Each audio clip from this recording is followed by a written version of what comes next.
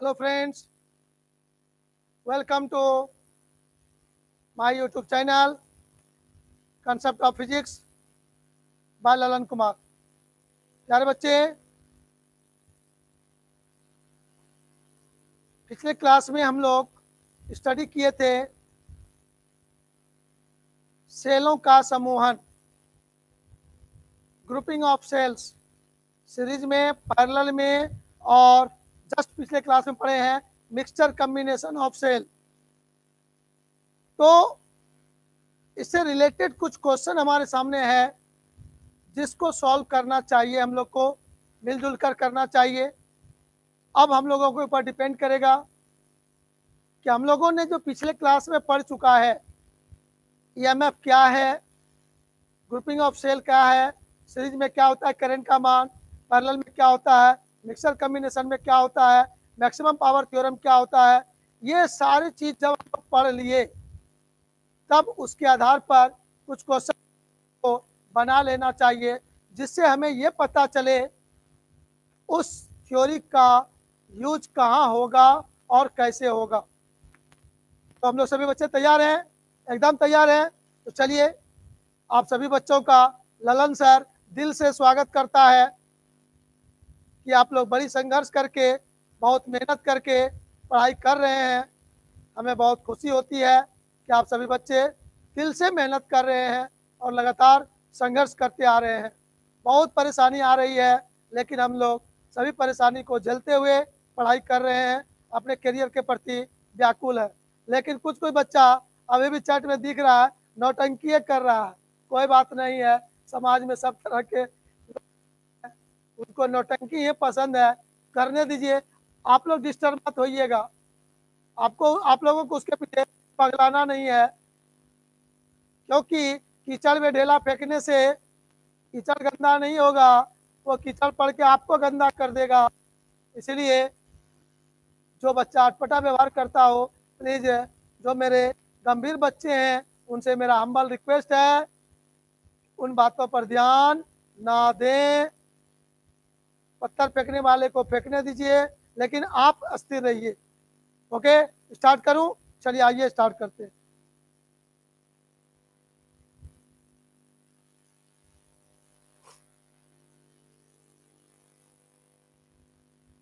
आपके सामने एक क्वेश्चन आया है, वो क्वेश्चन क्या है गौर से देखिए। A cell of EMF 4 volt, समझाएंगे, गौर से समझिएगा। A cell of EMF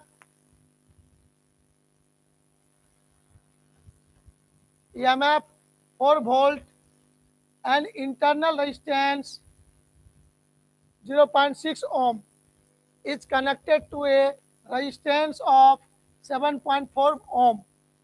Calculate the current, मतलब I का मान बताइए आप लोग, ये पूछा है।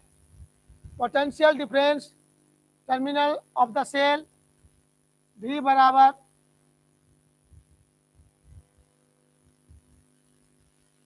बराबर वाट, ये पूछना है आपको। Lost volt I into R बराबर वाट, ये लॉस्ट वोल्ट है। और मैक्सिमम करेंट I मैक्स का मान कितना होगा, ये चीज है। अब हिंदी वाला परेशान नहीं होगा, बोल देते हैं, जिसको लिखना होगा लिख लीजिएगा या बाद में वीडियो सुन के लिख लीजिएगा। एक सेल है जिसका विद्युत वाहक बल 4 वोल्ट है। एक सेल है जिसका विद्युत वाहक बल 4 वोल्ट है और उसका आंतरिक प्रतिरोध 0.6 ओम है, और उसका आंतरिक प्रतिरोध 0.6 ओम है। और यह सेल 7.4 ओम के, और यह सेल 7.4 ओम के बाह्य परिपथ से जुड़ा है। तो ए नंबर में है धारा का मान ज्ञात करें, बी नंबर में है सेल का टर्मिनल पोटेंशियल डिफरेंस, विभवांतर का मान ज्ञात करें, और डी में है सी में है लॉस्ट बॉल, विभव पतन का मान ज्ञात करें, और डी नंबर में है उस सेल द्वारा मैक्सिमम करंट कितना प्राप्त होगा, आई मैक्स का मान बतावें। ये सारे प्रश्न आपके सामने घूम रहे हैं, आपको उसको ध्यान से देखना है।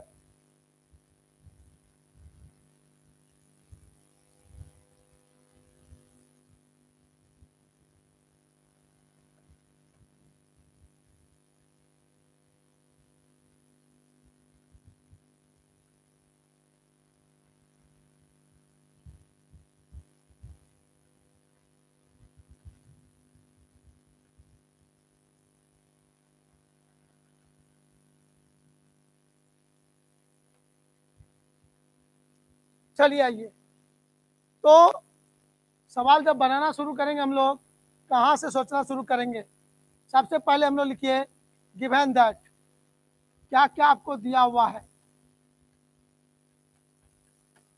सबसे पहला चीज आप देखोगे सेल का ईएमएफ ई बराबर 4 वोल्ट आपको दिया हुआ है।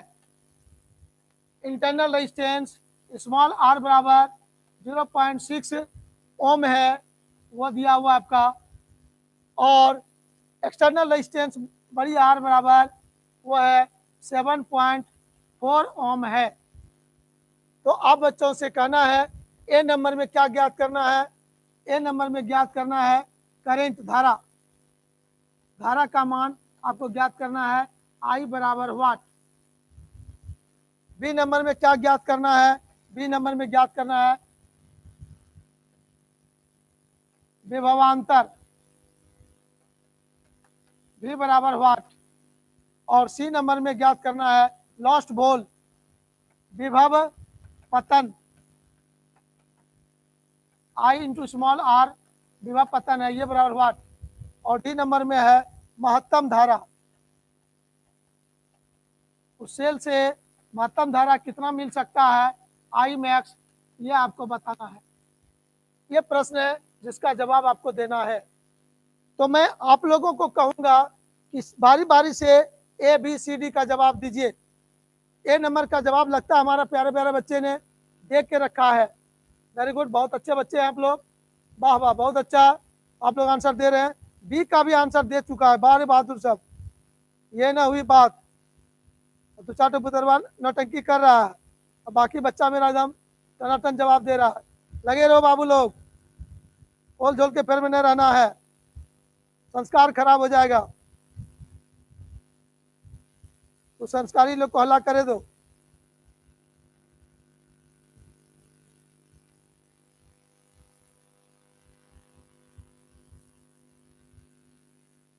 तो आप लोग सब क्वेश्चन का जवाब दे दिए।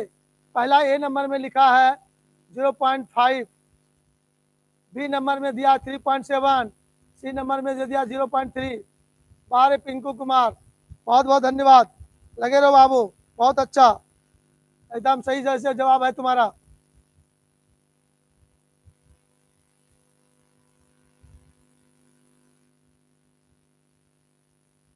चलिए बहुत अच्छा।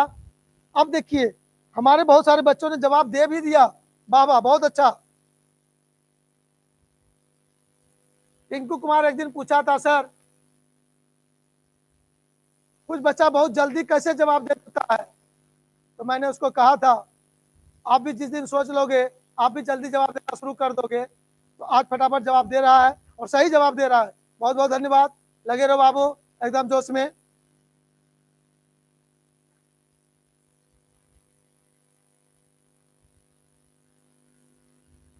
अब जैसा हम लोग देखें यहाँ पर इस क्वेश्चन का सॉल्यूशन कैसे करें।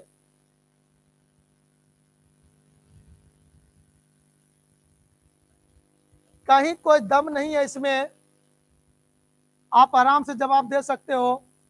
ए नंबर का जवाब यहाँ मिलेगा आपको धारा का मान। तो सर आई बराबर आप लोग को पता है ई बटे आर प्लस आर, ई बटे आर प्लस आर। ई क्या हुआ, एक सेल है, टोटल ईएमएफ एक सेल के बराबर ईएमएफ है, आर बाहरी प्रतिरोध, स्मॉल आर आंतरिक प्रतिरोध, तो दोनों को जोड़ दिया हो गया। अब यहाँ से ई का मान आपका है 4, 4 लिखेंगे बाय, ये कैपिटल आर है 7.4 प्लस स्मॉल आर है 0.6, तो ये हो गया आपका 4/8 हो जाएगा, मतलब हो जाएगा 0.5 एम्पियर। योर आंसर 1 नंबर का हो गया। अब बी नंबर का जवाब दीजिएगा विभवांतर भी बराबर, तो बी नंबर का जब जवाब खोजिएगा आप लोग, तो बी नंबर का जवाब में भी बराबर आप लोगों ने पढ़ा है, सेल जब परिपथ में धारा भेजता है तो वो डिस्चार्ज होता है, और डिस्चार्ज के केस में भी बराबर आपको मैंने सिखाया था E minus I into small r, E minus I into small r. तो यहाँ पर ई का मान है 4 माइनस आई हुआ 0.5 गुना 0.6, तो आपका हो जाएगा 6×5 = 30। तो ये आपका हो जाएगा, यहाँ पर गौर से देखिएगा,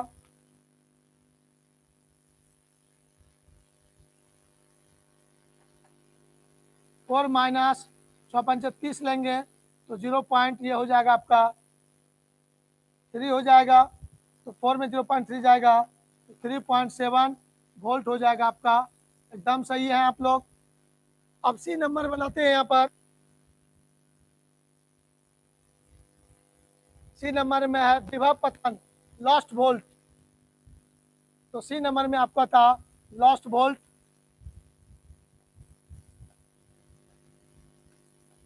lost volt I into R क्या था ये जानते हैं?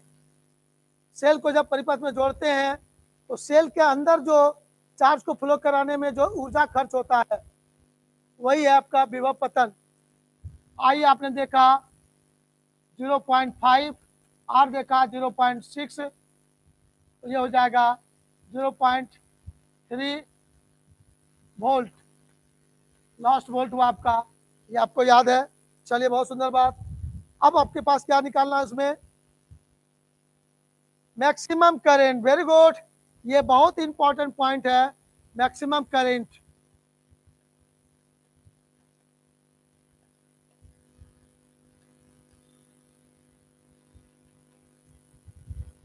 जरा ध्यान से सुनिएगा, ये मैक्सिमम करंट का मतलब क्या हुआ? करंट आई तो निकाला आपने, फिर ये मैक्सिमम करंट क्या हुआ सर? यार बच्चों आप गौर से देखना, कोई सेल बाजार से आप खरीद के लाते हो, ये सेल बाजार से तुमने खरीदा, खरीद कर लेके आया, इसका ईएमएफ ई का मान 4 वोल्ट लिखा हुआ रहेगा उसमें, और इंटरनल रेजिस्टेंस आर का मान 0.6 लिखा हुआ है। अब हम लोग ऐसा तार लेते हैं जिसका रेजिस्टेंस आपका 0 है, रेजिस्टेंस है ही नहीं, सुपर कंडक्टर यूज करते हैं, तब उस समय उस परिपथ में जो धारा प्रवाहित होगा यही मैक्सिमम धारा होगा, इसको याद रखिएगा। मतलब तार का प्रतिरोध को नगण्य मानेंगे, शून्य मान लेंगे, कुछ नहीं है प्रतिरोध ऐसा मानेंगे, और उस समय जो परिपथ में धारा भेजेगा उसी धारा को हम लोग कहते हैं, प्यारे बच्चों, उसी धारा को हम लोग कहते हैं,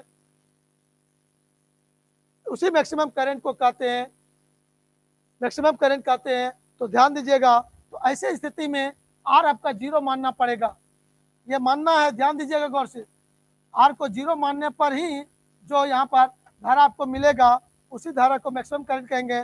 तो आई मैक्स बराबर आपका रिजल्ट होगा ई बाय सिर्फ आंतरिक प्रतिरोध। आप आंतरिक प्रतिरोध को आप कम नहीं कर सकते हो, आपके पास कोई क्षमता नहीं है, जो सेल बन के आपके पास आ गया उसका आंतरिक प्रतिरोध जितना है वह हमेशा रहेगा, आपके घटाने से वो नहीं घटेगा। लेकिन बाहर में जो तार जोड़ते हैं उस तार का प्रतिरोध आपके ऊपर डिपेंड करता है, आप कितने प्रतिरोध वाला, कितने रेजिस्टेंस वाला तार लेते हैं, राइट।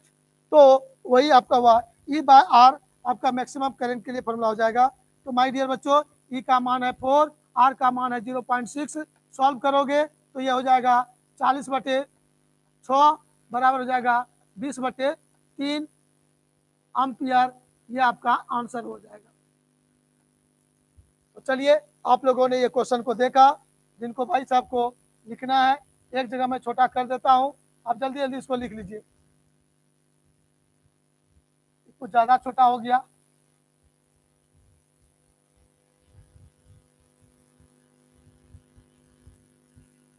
एक बार ले लिए स्क्रीनशॉट, एक बार फिर से ले लीजिए, जल्दी से, हो गया।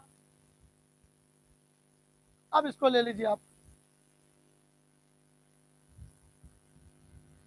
चलिए, जो थ्योरी पढ़े थे थ्योरी को समझाने के लिए ये न्यूमेरिकल क्लास मैंने रखा है। ये न्यूमेरिकल क्लास इसलिए होता है कि आपको आपके सोच को थोड़ा मजबूत किया जाए, छोटे छोटे बात सोचने सीख जाएंगे तो मजा आएगा। आइए क्वेश्चन नंबर 2, क्वेश्चन नंबर 2 आपके सामने चमक रहा है। आइए उसको हम लोग और चमकाते हैं गौर से।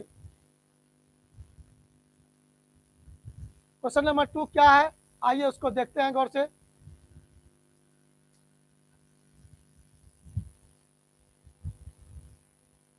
ए सेल ऑफ ईएमएफ, सेल है उसका ईएमएफ है 2 वोल्ट, मतलब एक सेल का विद्युत वाहक बल 2 वोल्ट है, 2 वोल्ट है, वेरी गुड। और आंतरिक प्रतिरोध, आंतरिक प्रतिरोध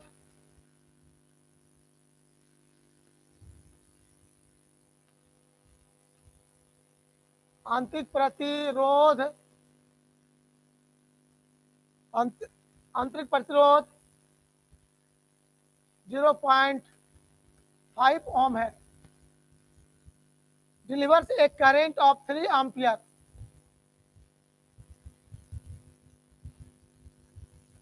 परिपथ में 3 एम्पियर का धारा भेजता है। Calculate the potential difference of the cell, cell का टर्मिनल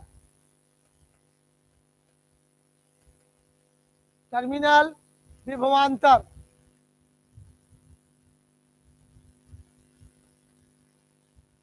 तथा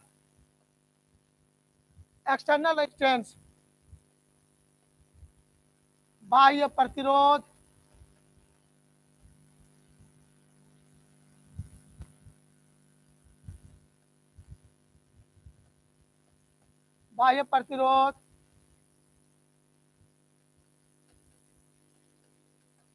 ज्ञात करें। सीखिए, समझिए, विचार कीजिए, दिमाग लगाइए। तैयार हैं आप लोग? चलिए, बहुत सुंदर बात। अब इस सवाल में क्या है, गौर से देखना है आप लोगों को कि सर एक सेल है जिसका विद्युत वाहक बल 5 वोल्ट है और आंतरिक प्रतिरोध 0.5 ओम है, 3 एम्पियर का धारा भेजता है परिपथ में, तो उसका टर्मिनल विभवांतर कितना होगा और आंतरिक प्रतिरोध कितना होगा, ये आपका सवाल है। चलिए, दिमाग लगाइए, जल्दी से जवाब देने का कोशिश कीजिए।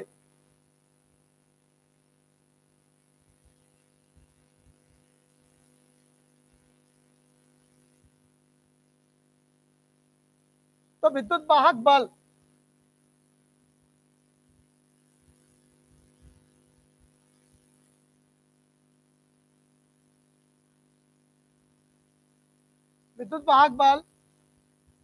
E बराबर है 2 वोल्ट, आंतरिक प्रतिरोध स्मॉल r बराबर है 0.5 ओम और परिपथ में धारा है I का मान है 3 एम्पियर। तो प्रतिरोध और विभवांतर V बराबर वाट, रेजिस्टेंस R बराबर वाट, ये आपका प्रश्न है। तो बहुत ही सिंपल, हम लोग आराम से कर सकते हैं। क्या कर सकते हैं, आइए गौर से देखेंगे। पहली बात है तो हम लोग तुरंत V का मान बता सकते हैं 1 सेकंड में। क्या बता सकते हैं? V बराबर E minus I into R।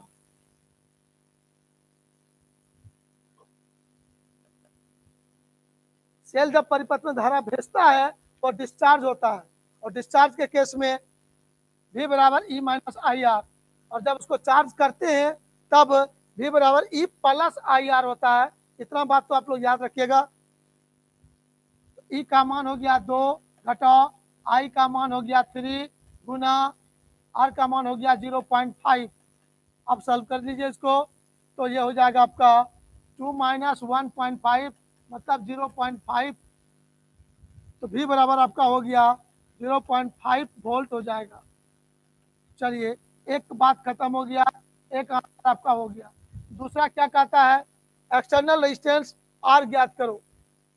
तो चलो, एक्सटर्नल रेजिस्टेंस R ज्ञात करने के लिए आप कहोगे सर I बराबर E बटे R प्लस स्मॉल r। तो यहाँ से हम लोग देखेंगे R प्लस R बराबर E बाय आई हो जाएगा, और तब यहाँ पर R बराबर हो जाएगा E बाय आई माइनस स्मॉल r। E का मान सारे बच्चे जानते हैं, क्वेश्चन में दिया है 2 बाय आई का मान आपने देखा है 3 माइनस स्मॉल r का मान है 0.5 ओम, तो 2/3 है माइनस इतना। तो आप गौर करके देखिएगा, इसका सॉल्यूशन 0.66 होता है माइनस 0.50 हो जाएगा आपका 0.16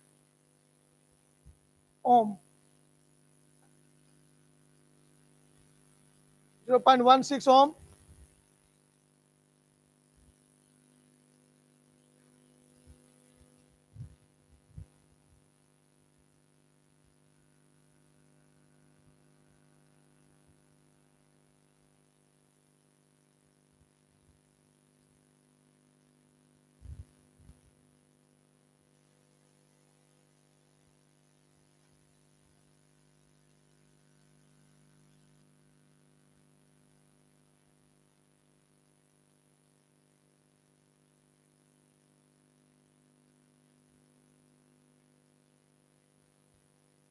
चलिए, हो गया, कंप्लीट हो गया।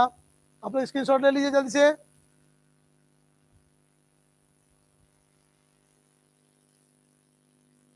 अब चले आइएगा, ये सारे सवाल आपको हैं बेस को मजबूत करने के लिए, आपके अंदर छोटा छोटा सोच तैयार हो जाए, इसी के लिए ये सब सवाल है। क्या कहता है, गौर से देखिए, यहाँ पर आप लोग ध्यान से देखिएगा। यहाँ पर अगला सवाल जो आपके सामने है वो क्या कहना चाहता है, आइए उसको गौर से देखते हैं। कहता है क्या, यहाँ पर सवाल को गौर से देखिए। When a cell delivers a current of 4 ampere and 6 ampere, बारे बहादुर दो दो करंट है respectively, then its potential difference is found to be 20 volt and 18 volt respectively. Calculate the EMF and internal resistance.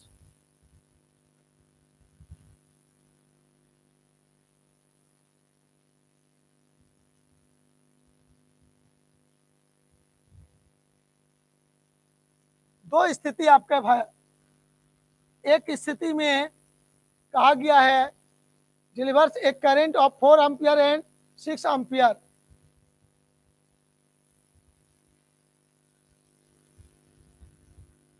कह कि जब एक सेल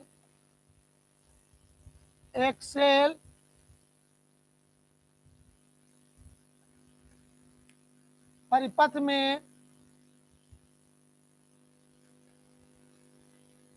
धारा भेजता है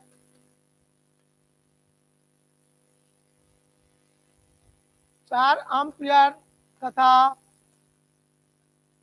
6 एम्पियर, तो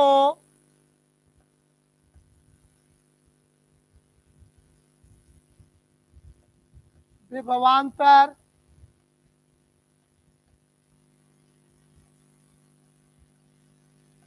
पाया जाता है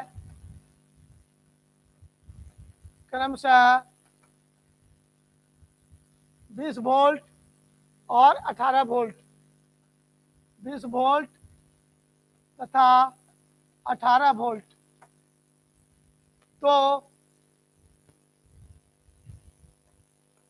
तो ईएमएफ विद्युत वाहक बल तथा इंटरनल रेजिस्टेंस आंतरिक प्रतिरोध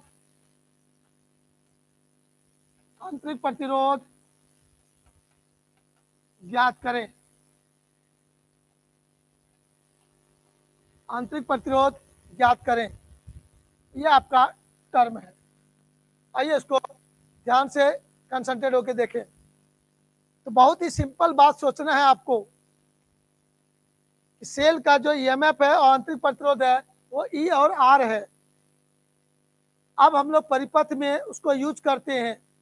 जब किसी परिपथ में उसको यूज कर रहे हैं तो वहां पर उसमें धारा प्राप्त हो रहा है 4 एम्पियर और विभवांतर प्राप्त हो रहा है 20 एम्पियर।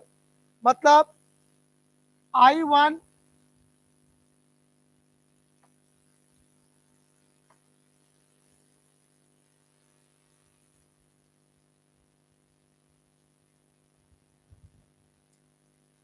धारा जब I1 होता है 4 एम्पियर तो विभवांतर V1 बराबर होता है वहां पर 6 एम्पियर फर्स्ट केस में। तो ऐसे केस में मैं कहूंगा I1 इक्वल टू, या आप इसको कह सकते हो इस तरह से, V1 इक्वल टू E माइनस I1 इंटू आर। यह एक इक्वेशन आपका यहाँ बनेगा। दूसरे केस में धारा कह रहा है कि I2 है कितना एम्पियर, 6 एम्पियर। 6 एम्पियर है, ध्यान दीजिएगा कि डायरेक्ट फार्मूला पर नहीं है, थोड़ा एक्स्ट्रा बुद्धि है। और विभवांतर है आपका 18 वोल्ट, V2 है तुम्हारा 18 वोल्ट है। तो ऐसे केस में इस समय मैं लिखूंगा V2 बराबर E minus I2 into are. ये दो फार्मूला आपका यूज हुआ, दोनों केस में आप इसको यूज करेंगे। इसको जब यूज करेंगे यहाँ एक इक्वेशन आएगा। क्या इक्वेशन आएगा आप गौर करके देखना। यहाँ V1 जब लिखोगे तो V1 का मान कितना है 6 इक्वल टू E नहीं जानते हैं माइनस I का मान है 4 इंटू आर। इसका मतलब हुआ E माइनस 4R बराबर 6। यह एक इक्वेशन आपको मिला। इक्वेशन नंबर 1 करके छोड़ दीजिए। अब यहाँ पर आइएगा, V का मान 18 बराबर E माइनस I2 का मान है 6 इंटू आर। मतलब यहाँ से हो जाएगा E माइनस 6R बराबर 18। ये दूसरा इक्वेशन मिला। ये दो इक्वेशन आपको मिला। पहला स्टेप से यह इक्वेशन मिल रहा है, दूसरा स्टेप से यह इक्वेशन मिल गया। अब दोनों इक्वेशन का यूज कीजिए। 10th क्लास में आप अलजेब्रा पढ़े हैं। इक्वेशन 1 और दूसरे E और R का मान निकाल लीजिए। समीकरण 1 तथा 2 को स्वयं सरल करें। स्वयं सरल करें तो E बराबर आपको मिलेगा, जो मिलेगा लिखिएगा यहाँ पर, और R बराबर जो यहाँ पर लिखिएगा। समीकरण दे दिए, खुद आप लोग सरल कर लेंगे। तुम्हारे बहादुर लोग कर भी लिया। E1 E2 नहीं लिखेंगे रे बाबू, एक ही सेल है, दो सेल नहीं है। एक ही सेल को 2 बार जोड़ते हैं, 2 गो तार उसमें यूज करते हैं। तो तार बदलते हैं, टर्मिनल पोटेंशियल डिफरेंस बदल जाता है। एक ही सेल है, E और रहेगा, R रहेगा, जो भी रहेगा एक ही होगा। 2 ठो कभी नहीं होगा। इसको ध्यान से देखना है।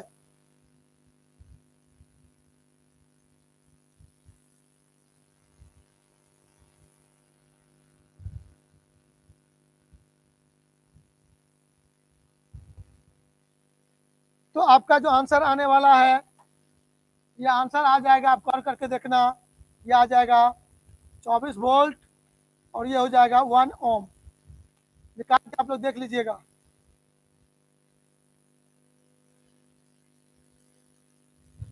चौबीस वोल्ट और 1 ओम आपका आंसर आएगा। चलिए, यह आंसर आपका हो जाएगा। उसके बाद हम लोग आगे बढ़ेंगे। तो चलिए आपके सामने क्वेश्चन बदलने वाले हैं, आप जल्दी तैयार हो जाइए।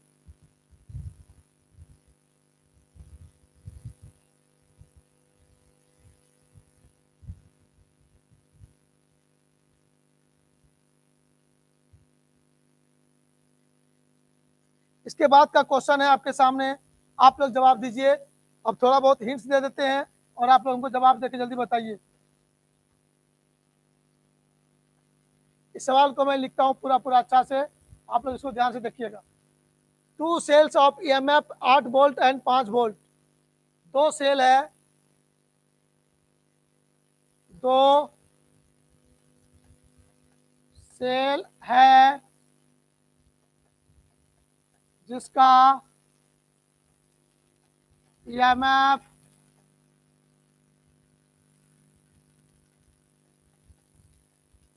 क्रमशः 5 वोल्ट तथा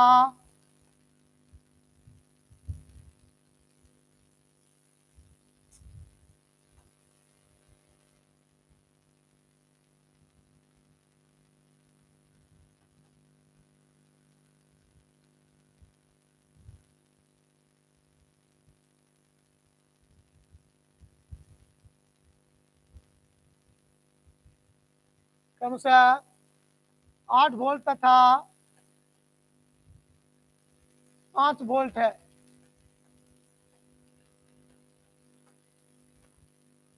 दो सेल है जिसका ईएमएफ 8 वोल्ट और 5 वोल्ट है। Internal resistance respectively 1 ohm and 3 ओम, और आंतरिक प्रतिरोध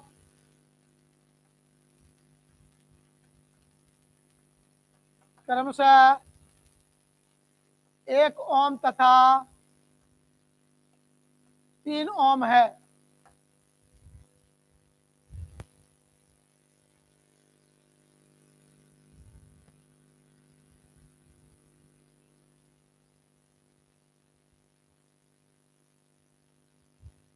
अब देखिए आपको कह रहा है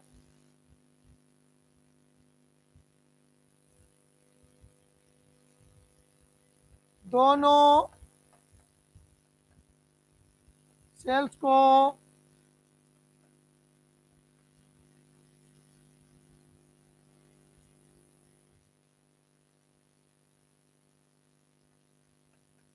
दो निश्चित सिरों के बीच जोड़ा जाता है।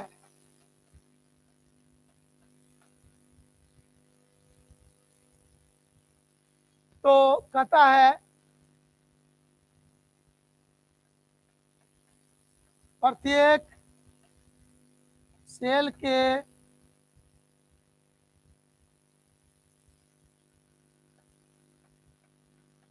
सिरों के बीच का विभवांतर ज्ञात करें।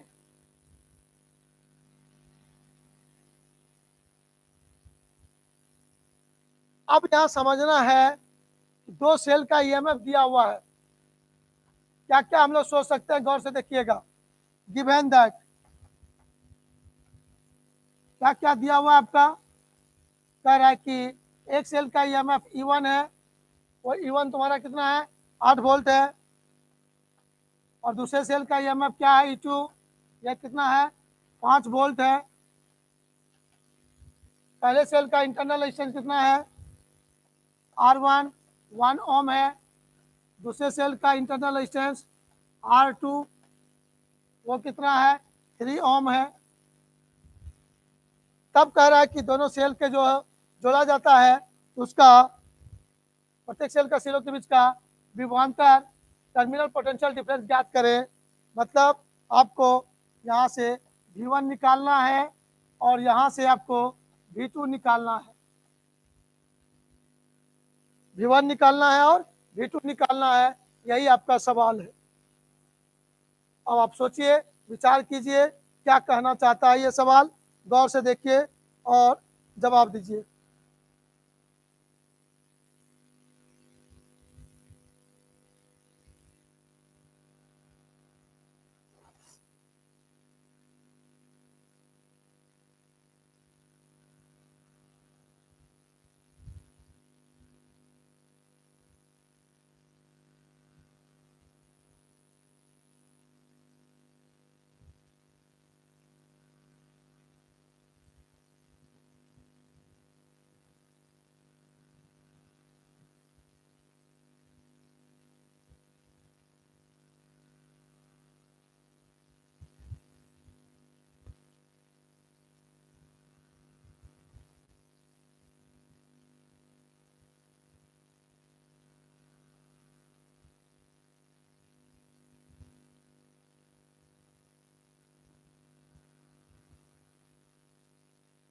हो गया, चलिए बहुत सुंदर बात। अब इस सवाल को बनाने के लिए गौर से देखो क्या सोचा जा सकता है। इसको फिगर में जैसे देखते हैं हम लोग क्या कहना चाह रहा है सवाल।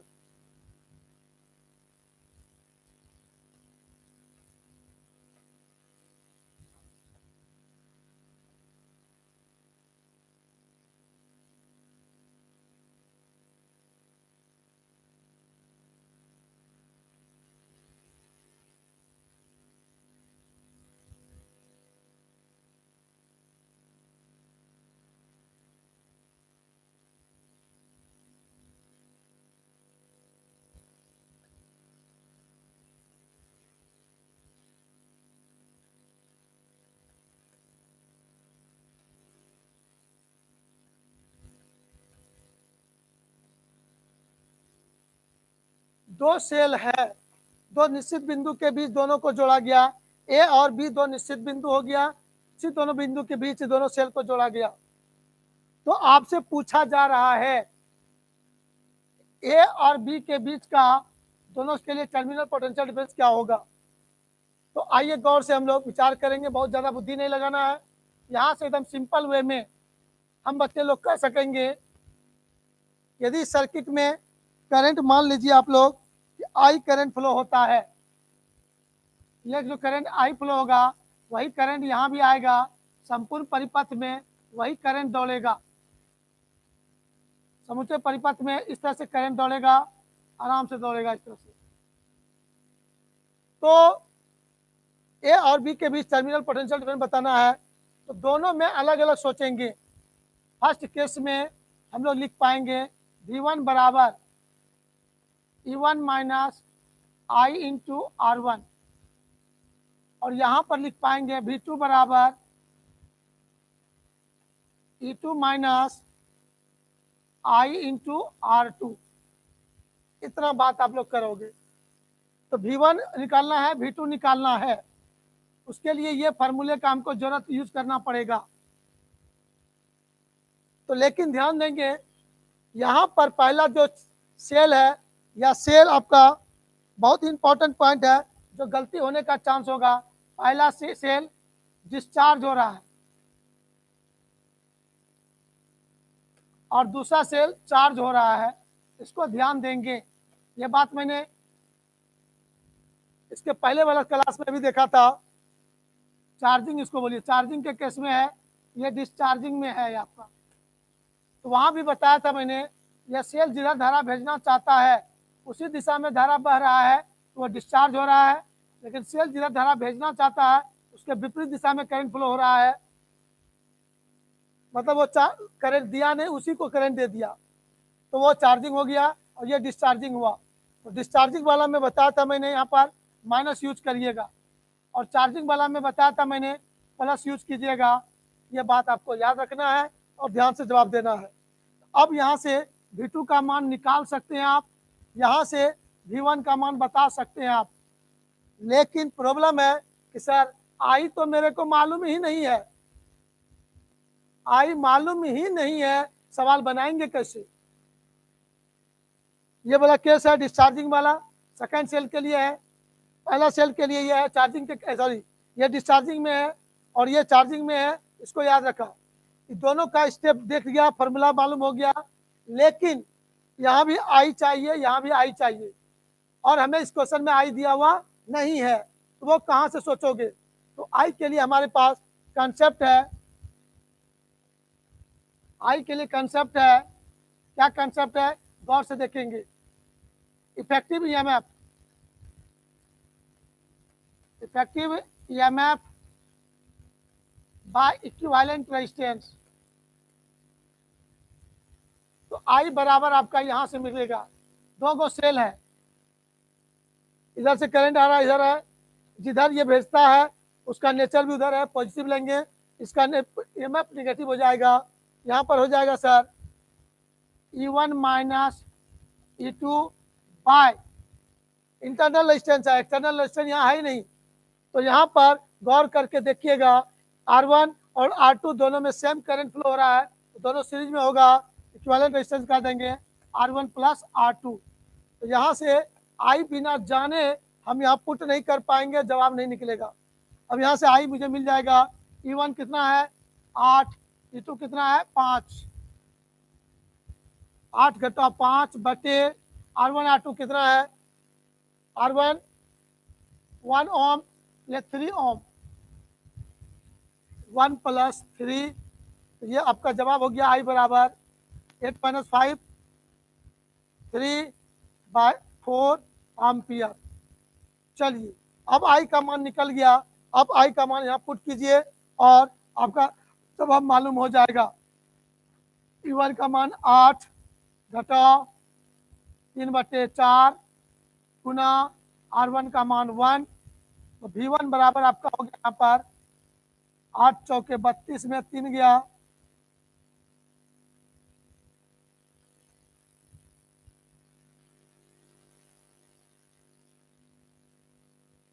और यहाँ पर आ जाइए E2 का मान कितना 5 प्लस आई का मान 3/4 गुना R2 का मान 3 करेंगे, ये हो गया आपका 5 चौके 20 प्लस 3/9/4, ये हो जाएगा सर 29/4। माय डियर बच्चों एकदम सेम आंसर आ गया, इतना वोल्ट हो गया और यहाँ पर भी उतना वोल्ट हो गया, दोनों का पोटेंशियल सेम हो गया, उसको हम लोग कॉमन पोटेंशियल भी बोल सकते हैं। क्या बोल सकते हैं? कॉमन पोटेंशियल कितना होगा, तो आपके सवाल में भी दिया हुआ है कॉमन पोटेंशियल कितना, तो दोनों का पोटेंशियल भी सेम होगा, यहाँ पर कॉमन पोटेंशियल भी आपका सेम हो गया 29/4। तो चलिए ये सारे सवाल आपके सामने था, आप लोगों ने सीख लिया इसको, अब हम लोग आगे बढ़ेंगे, फिर नए सवाल आपके सामने लाएंगे अगले क्लास में। तब तक के लिए बाय बाय। लिख लिया आप लोगों ने जल्दी से?